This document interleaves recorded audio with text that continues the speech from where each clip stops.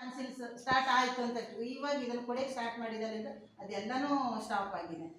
ಅದು ಈ thyroid problem ಇದ್ದವರಿಗೆ ತುಂಬ ಹೇಳಿ ಮಾಡಿಸಿದಂಥ ಇದು ಟಾನಿಕ್. ಆಮೇಲೆ ತಗೊಂಡು ಒಂದು 2-3 ದಿವಸದಲ್ಲಿ ನಮಗೆ ತುಂಬ ಹಸುವಾಗುತ್ತೆ.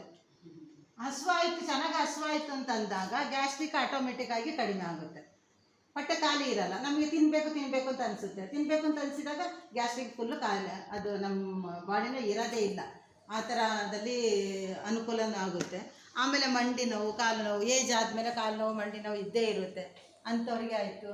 ಆಮೇಲೆ ಏನು ಮಾಡುತ್ತೆ ಕೆಲಸ ಅಂತಂದರೆ, ನಾವು ನಮ್ಮ ದೇಹದಲ್ಲಿ ಸೆಲ್ಸ್ ಇರುತ್ತಲ್ಲ, ಬಾಡಿ ಜೀವಕೋಶ ಜೀವಕಣಗಳು ಅಂತ ಇರುತ್ತಲ್ಲ, ಅದನ್ನು ರಿಪೇರಿ ಆಗಿದ್ದನ್ನು, ಡ್ಯಾಮೇಜ್ ಆಗಿರೋ ಸೆಲ್ಸನ್ನು ಹೊಸ ಸೆಲ್ ಉತ್ಪತ್ತಿ ಆಗುವ ಹಾಗೆ ಮಾಡುತ್ತೆ.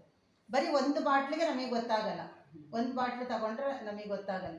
ಕಂಟಿನ್ಯೂಸ್ ಆಗಿ 6 ಮಂತ್ ತಗೊಂಡಾಗ ನಮ್ಮ ಬಾಡಿನಲ್ಲಿ ಏನು ತೊಂದರೆ ಇದೆ ಅದು ಎಲ್ಲ ಸರಿ ಆಗುತ್ತೆ. ಈಗ ಅವರು ಮಂಜುಳವ್ರಿಗೆ ಡಯಾಬಿಟಿಕ್ ಅಂತೇಳಿ ಅಂತ ನಾವು ಫಸ್ಟ್ ಸ್ಟಾರ್ಟಿಂಗಲ್ಲಿ ಇದು ಒಂದು ಇದೊಂದು 2 ಬಾಟ್ಲು ಕೊಟ್ಟಿದ್ದೆ. ಆಮೇಲೆ ನೆಕ್ಸ್ಟ್ ಮಂತಿಂದ ಮತ್ತು ಅವ್ರು ಕಾಲು ನೋವು ಅದು ಇದು ಅಂತ ತಗೊಳ್ಳಂತಂದರು. ಇದನ್ನು ಕೊಟ್ಟಿದ್ರು, ಇದು ಅವರಿಗೆ ಇದಾಗಲಿಲ್ಲ. ನೆಕ್ಸ್ಟ್ ನಾನು 5 ತಿಂಗಳು ಆದಮೇಲೆ ಅದರದ್ದು ಅವ್ರಿಗೆ ಎಫೆಕ್ಟ್ ಗೊತ್ತಾಗಿರೋದು. ಕಡಿಮೆ ಅಂದರೆ ಇನ್ಸುಲಿನ್ ತಗೊಳ್ಳೋ ಲೆವೆಲಿಗೆ ಹೋಗಿದ್ದವರು ಇವಾಗ ನಾರ್ಮಲ್ಗೆ ಬಂದಿದೆ. ಎಲ್ಲ ಶುಗರಿಂದ ಇತ್ತು, ಯೂರಿನ್ ಶುಗರ್ ಆಯಿತು, ಬ್ಲಡ್ ಶುಗರ್. ಹೌದಾ? ಈಗ 20 ವರ್ಷದಲ್ಲಿ ಹೋಗ್ಲಾರ್ದ ಕಾಯಿಲೆ ಬರೀ 6 ತಿಂಗಳಲ್ಲಿ ಹೋಗುತ್ತೆ ನೋಡಿ.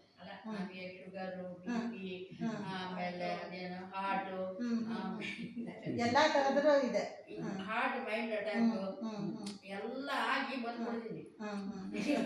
ಆಮೇಲೆ ಮತ್ತೆ ಇದು ತಗೊಳ್ತಾ ಇದ್ದಾಗ ನಮಗೆ ಶೀತ, ನೆಗಡಿ, ಕೆಮ್ಮು ಅಂಥದ್ದು ಯಾವುದು ಬರಲ್ಲ.